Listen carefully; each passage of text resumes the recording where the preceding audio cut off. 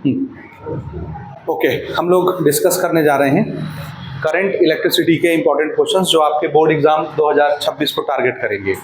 ठीक है, तो 2025 तक हमारा जो पैटर्न रहता था वो थोड़ा डिफरेंट रहता था। अब 2026 से हमारा पैटर्न थोड़ा बदल जाएगा। ठीक है, अब आपको अपने पैटर्न के अनुसार, ब्लूप्रिंट के अनुसार अपने एग्ज़ाम की तैयारी करनी है। ठीक है जी, तो यहाँ पर हम कुछ सेलेक्टेड क्वेश्चंस या टॉपिक्स मार्क करेंगे जो 2026 बोर्ड एग्ज़ाम के लिए आपको बहुत बेनिफिशियल रहेंगे। ठीक है, शुरू करें। तो सबसे पहले मार्किंग स्कीम से हम बात करेंगे। इस साल 2026 में चैप्टर नंबर 3 से छोटे छोटे क्वेश्चंस पूछे जाएंगे। छोटे क्वेश्चंस ये मतलब है कि एक क्वेश्चन आपका आएगा MCQ का, तो 1 मार्क का 1 क्वेश्चन। ठीक, ये आपको खाली 1 नंबर देगा। और ये कौन सा क्वेश्चन होगा? MCQ। ये very short answer type question भी हो सकता है अगर MCQ नहीं आया तो। ठीक है, इसके अलावा एक क्वेश्चन आएगा डेफिनेशन के लिए 2 मार्क्स के लिए, एक क्वेश्चन, और ये हमको 2 नंबर देगा। इसके अलावा एक क्वेश्चन आता है 3 मार्क्स के लिए, जो थोड़ा सा बड़ा होता है और याद करने में मुश्किल हो जाता है। ये हमको देता है 3 मार्क्स, और इतना ही क्वेश्चन आएगा बस। यानी टोटल अगर आप क्वेश्चन देखेंगे तो 3 क्वेश्चन आपको 6 नंबर दिलाएंगे यहां से। तो टोटल करंट इलेक्ट्रिसिटी से 6 मार्क के क्वेश्चन पूछे जाएंगे। और वैसे क्वेश्चन आंसर की बात की जाए तो मात्र 2 ही क्वेश्चन आंसर आ रहे हैं, एक तो MCQ में रहेगा। समझ गए ना? तो 2026 से लेकर के आगे तक अब ये हमारा जो मार्किंग स्कीम है वो ये इस बेसिस पर क्वेश्चन जो है आपके पूछे जाएंगे। यानी ये रहेगा मार्किंग स्कीम। समझ गए? अब तैयारी क्या क्या करनी है?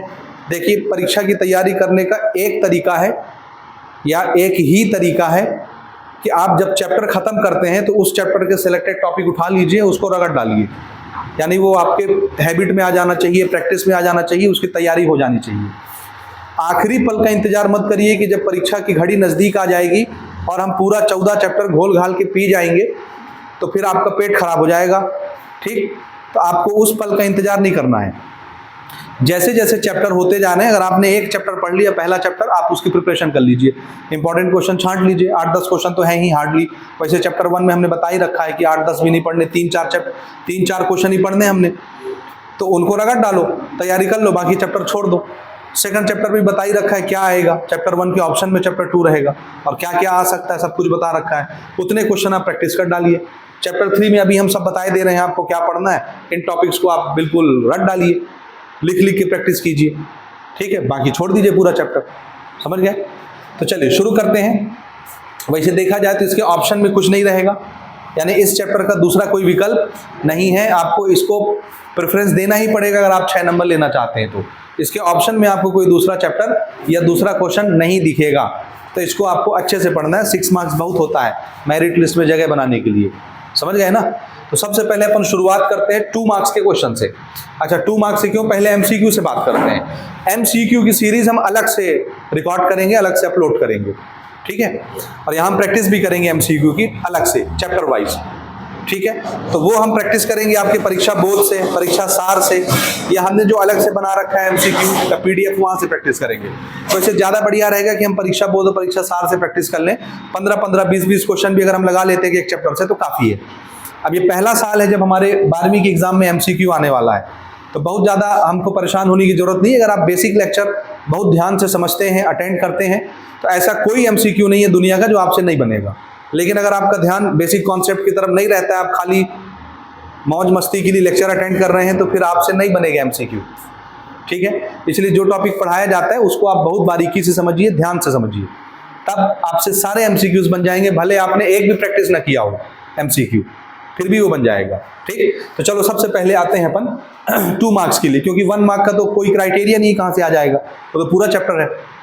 ठीक है, वो किसी भी टॉपिक से MCQ बनाए जा सकते हैं। हो गया जी, तो हम यहाँ से स्टार्ट करते हैं। 2 मार्क्स के लिए जनरली डेफिनेशन आते हैं। ठीक, तो कुछ डेफिनेशन ऑलरेडी 2025 में आ चुके हैं जो अब 26 में नहीं आएंगे, तो उनको हम छोड़ देंगे और बाकी जो क्वेश्चन है उनको ले लेंगे। तो जैसे 2025 में हमसे पूछ लिया गया था करंट का डेफिनेशन, इलेक्ट्रिक करंट यानी Q/I, या Q अपॉन T बोलते हो ना, I is equal to Q upon T, तो वो 2025 में जनरली पूछ लिया गया था 2 नंबर के लिए, तो वो अब नहीं आएगा। अब आपको प्रैक्टिस करना है पहला टॉपिक करंट डेंसिटी, लेकिन यहाँ जितनी टॉपिक लिखी हुई हैं सिर्फ आपको डेफिनेशन नहीं पढ़ना है, उसका फॉर्मूला है तो फॉर्मूला भी पढ़ना है, वो क्वांटिटी स्केलर क्वांटिटी है या वेक्टर क्वांटिटी ये भी पढ़ना है, और साथ में उसका SI यूनिट भी प्रिपेयर करना है।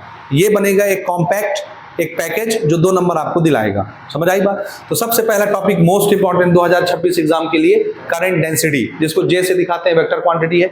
This is electric current per unit area, this is a vector quantity. SI unit तो निकाल ही सकते हो, करंट का एम्पियर और एरिया का metre square, ampere per metre square हो गया।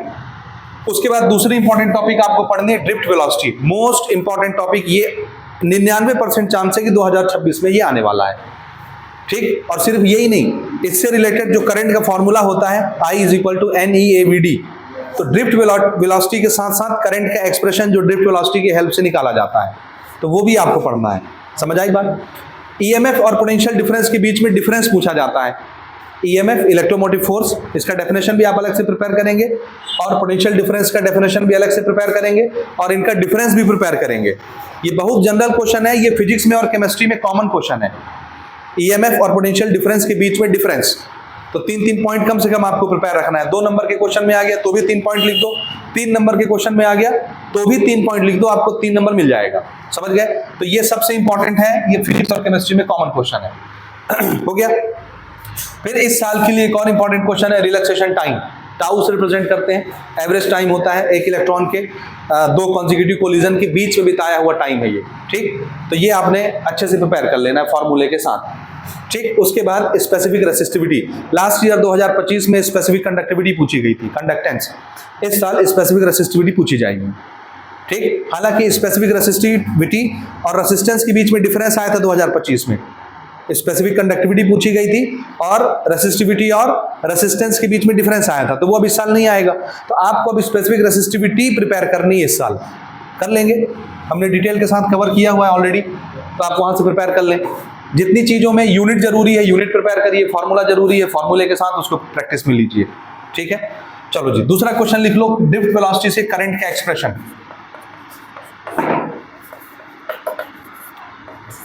ये 3 नंबर के लिए भी पूछा जा सकता है ना, एक्सप्रेशन ऑफ करंट यूजिंग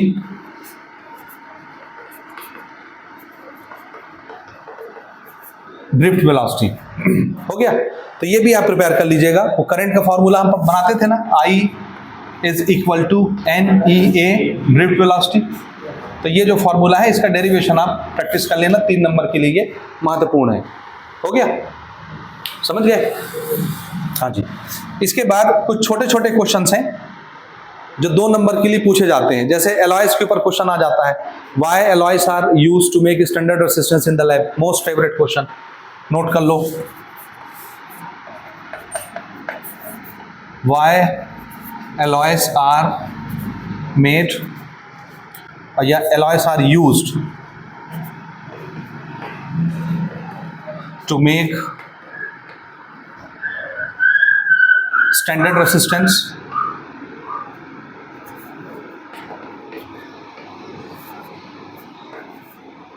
ठीक है, आया समझ में? इसके अलावा एक कॉपर और एल्यूमिनियम के लिए पूछ लिया जाता है कि उसको वायर बनाने के लिए क्यों यूज किया जाता है। एक क्वेश्चन और लिखो, व्हाई कॉपर और aluminium are used to make a wire, conducting wire ना, ठीक है। चौथा question, connecting wires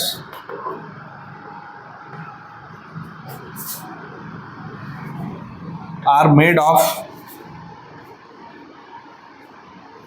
copper or aluminium।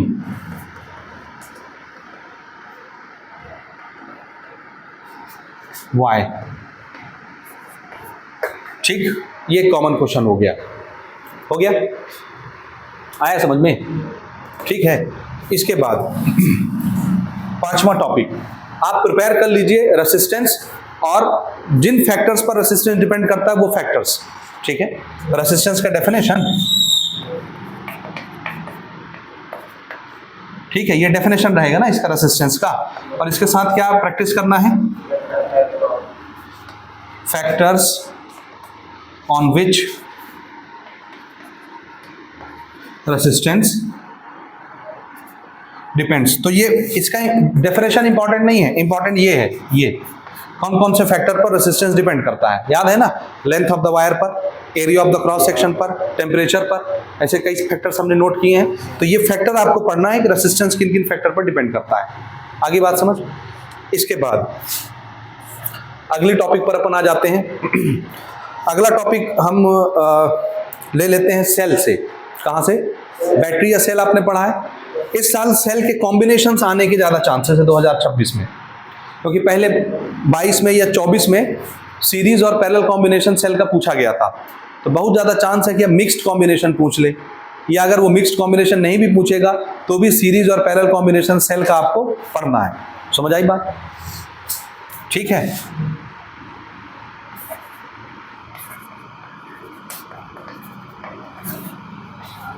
Combination of sales, इसमें क्या क्या पढ़ेंगे आप? सीरीज कॉम्बिनेशन और पैरेलल। लेकिन लगता है कि अब बारी आ गई है जब मिक्स्ड कॉम्बिनेशन पूछा जाए। हालांकि अभी तक वो आया नहीं है कभी, इसलिए अपन उतना श्योर नहीं कह सकते, लेकिन ये पॉपुलर है सीरीज और पैरेलल के कॉम्बिनेशन। सेल के टॉपिक पर आता है। सेल अपन कनेक्ट करते थे ना सीरीज और पैरेलल में, और सेल में बहुत सारे क्वेश्चन आते हैं। सेल एक बड़ा फेवरेट टॉपिक है जहां से हर साल एक क्वेश्चन आता ही आता है। तो एक तो आप इनका कॉम्बिनेशन पढ़ लो, सीरीज और पैरेलल का, आसान है, बहुत मुश्किल नहीं है। हमारे लेक्चर्स रिकॉर्डेड हैं, वहां से आप प्रैक्टिस कर सकते हैं अगर दिक्कत है तो, ठीक है ना। तो आपको ये बिल्कुल नहीं छोड़ना है सेल के कॉम्बिनेशन को, एकदम मोस्ट इंपॉर्टेंट लिख करके रखिए इसको, कॉम्बिनेशन ऑफ सेल को। ठीक। इसके अलावा सेल में होता है इंटरनल रेसिस्टेंस। इंटरनल रेसिस्टेंस के दो डेरिवेशन इंपॉर्टेंट है, प्लस इंटरनल रेसिस्टेंस किन फैक्टर पर डिपेंड करता है वो फैक्टर इंपॉर्टेंट है। ठीक, तो वो भी मार्क कर लीजिए, पढ़ने लायक यही टॉपिक है यहां से। तो इस पर सेल के टॉपिक पर इंटरनल रेसिस्टेंस,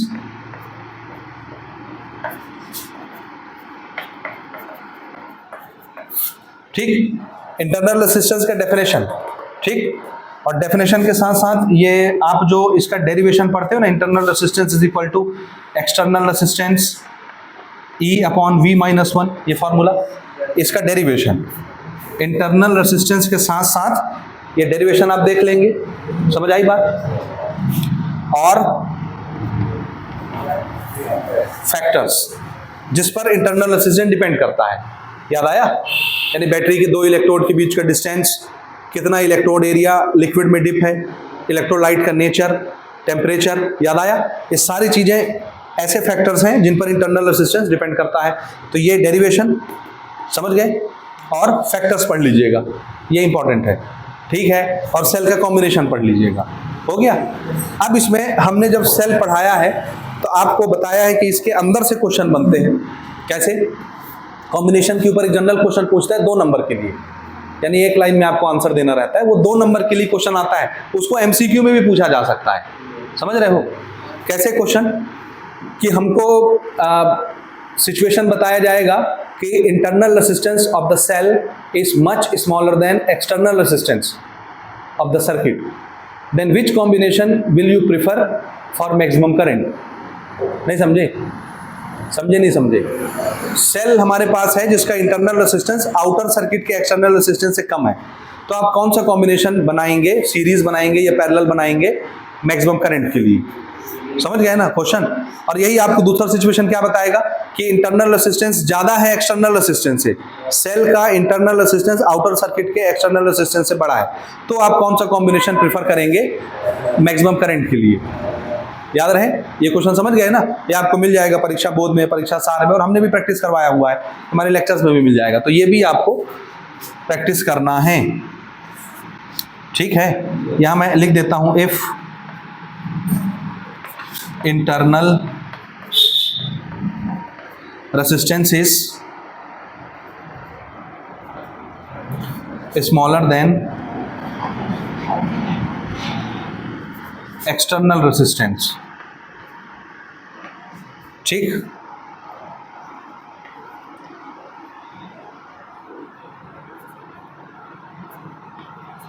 which combination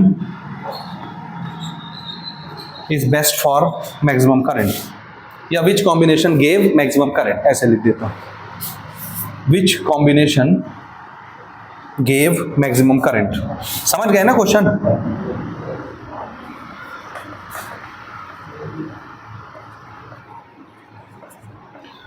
और वैसे आप ये कर लेना, if internal resistance is larger than external resistance then which combination gave maximum current. समझ गए ना? दोनों क्वेश्चन इसका प्रैक्टिस कर लेना, एक में सीरीज कॉम्बिनेशन बनता है, एक में पैरेलल कॉम्बिनेशन बनता है। करे हो ना प्रैक्टिस इसकी? ठीक है। इसी में एक क्वेश्चन 2 नंबर के लिए और पूछा जाता है, वो क्वेश्चन है सर्दियों में कार का इंजन स्टार्ट करना मुश्किल क्यों है, गर्मी में क्यों जल्दी स्टार्ट हो जाता है कार। ठीक है, ये क्वेश्चन 2 नंबर के लिए आता है। ठीक, नोट कर लीजिए।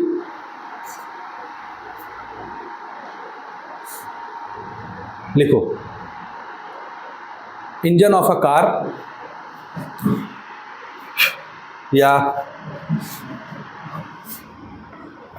ऐसे लिख देता हूं मैं, to start a car engine in summer is easier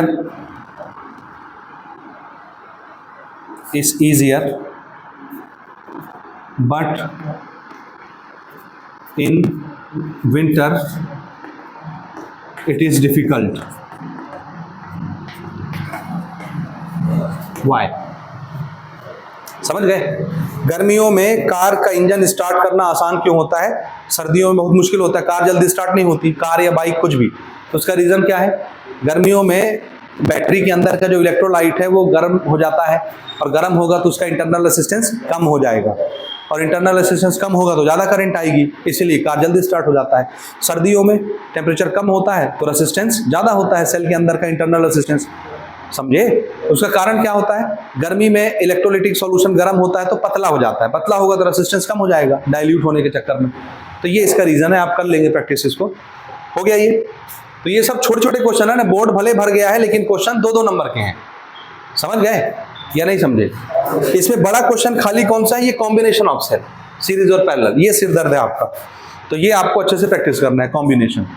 हालांकि 2024 या 22 में ये पूछा जा चुका है। बाकी तो जनरल क्वेश्चन है 2-2 नंबर के, ये सब 2-2 नंबर के क्वेश्चन है। एलॉय क्यों यूज किया जाता है, कॉपर और एल्यूमिनियम क्यों यूज किया जाता है, क्योंकि बेस्ट कंडक्टर है ना। इनका क्या कहना चाहिए, कंडक्टिंग वायर कॉपर और एल्यूमिनियम के क्यों बनाए जाते हैं, क्योंकि ये इनका रेजिस्टेंस कैसा होता है, कम होता है, इसलिए बनाए जाते हैं। ठीक है, और भी इसमें क्वेश्चंस हैं, यहां तक आपने नोट किया। अब मैं ये मार्किंग स्कीम हटा दूं यहां से। अब इसमें दूसरे क्वेश्चन देखिए जो आपको करने हैं। पहले एग्जाम में पूछा जा चुका है किरचॉफ्स लॉ, किरचॉफ का सेकंड लॉ आया था। अब आप प्रिपेयर करेंगे किरचॉफ का फर्स्ट लॉ। ठीक, तो अगला क्वेश्चन आप नोट कर लीजिए, ये बड़े क्वेश्चंस में है।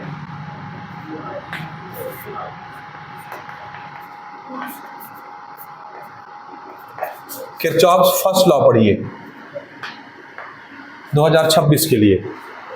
ठीक है, और कोई टॉपिक रह गया? हाँ, वो तो सबसे इंपॉर्टेंट है, वो लास्ट में लिखेंगे अपन।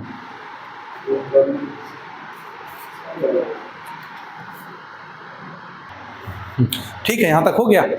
देखो, स्पेसिफिक रेसिस्टिविटी अभी 2025 में आ चुकी है, लेकिन वो रेसिस्टेंस के साथ आया था डिफरेंस लिखने के लिए, और अलग से भी आया था। तो बहुत ज़्यादा होगा तो ये आप छोड़ सकते हैं स्पेसिफिक रेसिस्टिविटी। तो मैंने अभी देखा कि 2025 में आया हुआ है, तो आप चाहें तो इसको स्किप कर सकते हैं। हालांकि डेफिनेशन जरूर पढ़े रहिएगा, मे भी कहीं पूछ ले, 1 मार्क के लिए पूछ ले, तो ये इनको तो एटलीस्ट आप पढ़ के जाएंगे। ठीक है, हम कोशिश कर रहे हैं कि 2025 वालों को हमको कवर नहीं करना है, छोड़ना है। ठीक है, इसके बाद सबसे मोस्ट इंपॉर्टेंट जो 2026 के लिए है वो है आपका व्हीटस्टोन ब्रिज। ये 3 नंबर के लिए पूछा जाएगा।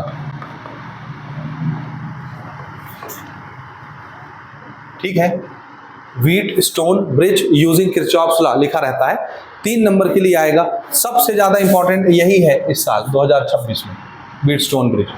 ठीक है, किरचॉफ्स लॉ का गारंटी नहीं आएगा या नहीं आएगा। ठीक, तो इसमें कुछ कुछ क्वेश्चन बहुत अच्छे हैं जो पूछे ही जाएंगे, जैसे एलॉयस वाला इंपॉर्टेंट है, कंडक्टिंग वायर वाला इंपॉर्टेंट है, सेल का इंटरनल रेजिस्टेंस किस किस पर डिपेंड करता है वो इंपॉर्टेंट है, ठीक है। ये कभी कभी आते हैं, कभी नहीं आते हैं। और डेफिनेशन इंपॉर्टेंट है, क्योंकि डेफिनेशन तो आएगा ही आएगा 2 नंबर के लिए, ये फिक्स है। तो फिक्स क्वेश्चनों में एक डेफिनेशन आपने प्रिपेयर करना है, 3 नंबर के लिए 2026 के लिए व्हीटस्टोन ब्रिज प्रिपेयर करना है, समझ गए। और ये एक एक झलक देखने वाले क्वेश्चन है। इस साल उम्मीद है कि कॉम्बिनेशन से क्वेश्चन आएगा, और मुझे ये लगता है कि मिक्स्ड कॉम्बिनेशन कहीं ना पूछ दे, यानी सीरीज और पैरेलल कंबाइन करके, क्योंकि एक बार वो सीरीज और पैरेलल अलग अलग पूछ चुका है, मिक्स्ड कॉम्बिनेशन नहीं आया है, उसके आने के चांसेस भी हैं। तो हो सके तो भैया आप लोग क्या करोगे, साथ में मिक्स्ड कॉम्बिनेशन हमारे लेक्चर से प्रिपेयर कर लोगे। ये जरूरी नहीं है, इसमें भी वो छोटे क्वेश्चन बना सकता है, तो 3 नंबर के क्वेश्चन के लिए है, ये है उस लाइक है कि 3 नंबर के लिए पूछा जा सके, लेकिन वो उससे छोटे क्वेश्चन भी बना सकता है मिक्स्ड क्वेश्चन के लिए, कि मिक्स्ड कॉम्बिनेशन में मैक्सिमम करंट के लिए क्या कंडीशन हो सकती है, ठीक है। और वो थोड़ा सा डिफिकल्ट है, हमारे लेक्चर्स आप देखिए बन जाएंगे, ठीक है, समझ गए ना। तो इससे ज़्यादा मुझे नहीं लगता कि कुछ इसमें खास चीज़ रह गई है। 2025 में जो चीज़ें आ गई होंगी, अगर मैं गलती से यहाँ लिख दिया हूँ आप छोड़ दीजिएगा, तो आपके हाथ में परीक्षा बोध होगा, परीक्षा सार होगा। अगर गलती से यहाँ कोई टॉपिक मैंने लिख दिया जो 2025 में पूछा गया है, तो बेझिझक आप उसको काट दीजिएगा, मत पढ़िएगा। लेकिन जो टॉपिक 2025 में नहीं आए हैं उनको आपको पढ़ना है। एक टॉपिक जो बार बार मेरे दिमाग से उतर रहा है वो रेसिस्टेंस का टॉपिक है। एक वायर को आपने स्ट्रेच किया 1 गुना 2 गुना 3 गुना, हालांकि 2025 में पूछा जा चुका है, फिर भी वो आगे पूछा जा सकता है, समझ गए। एक चीज़ और, ये फॉर्मूला अच्छे से याद रखना, इस पर न्यूमेरिकल भी आ सकता है, अभी तक आया नहीं है लेकिन आएगा, तो इस पर न्यूमेरिकल बनाया जा सकता है, याद रखिएगा इस पर भी। और एक और फॉर्मूला है, जैसे एक फॉर्मूला ये हो गया इंटरनल रेजिस्टेंस का ना, ठीक। एक फॉर्मूला होता है टर्मिनल पोटेंशियल डिफरेंस का, जो EMF -1 माइनस IR होता है, EMF minus I into R। तो ये 2 फॉर्मूले आप अच्छे से याद कर लेंगे, और एक एक 2 न्यूमेरिकल इनमें लगा लीजिएगा, समझ गए। क्वेश्चन पढ़ते ही समझ आ जाएगा, इंटरनल रेजिस्टेंस दिया, एक्सटर्नल रेजिस्टेंस दिया है, पहले वोल्टेज इतना था, फिर बाद में करंट फ्लो हुई, वोल्टेज इतना हो गया, पहले इतना था बाद में इतना हो गया, तो बताओ इंटरनल रेजिस्टेंस कितना होगा या एक्सटर्नल रेजिस्टेंस कितना होगा। 4 क्वांटिटी है, कोई 3 देके पूछेगा, तो तैयार रहना, इस पर न्यूमेरिकल पूछा जा सकता है। तो 1-1, 2-2 न्यूमेरिकल आप जरूर यहां से प्रैक्टिस कर लीजिएगा, समझ गए ना। और न्यूमेरिकल प्रैक्टिस नहीं भी करोगे तो कम से कम फॉर्मूला याद रखना, सिंपल न्यूमेरिकल रहते हैं, 1 लाइन के न्यूमेरिकल। तो अगर आप क्वांटिटी पहचान रहे हैं, फॉर्मूला याद है, जस्ट पुट करिए, सॉल्व कर दीजिए, जहां तक सॉल्व होता है छोड़ दीजिए, पूरे नंबर मिलते हैं।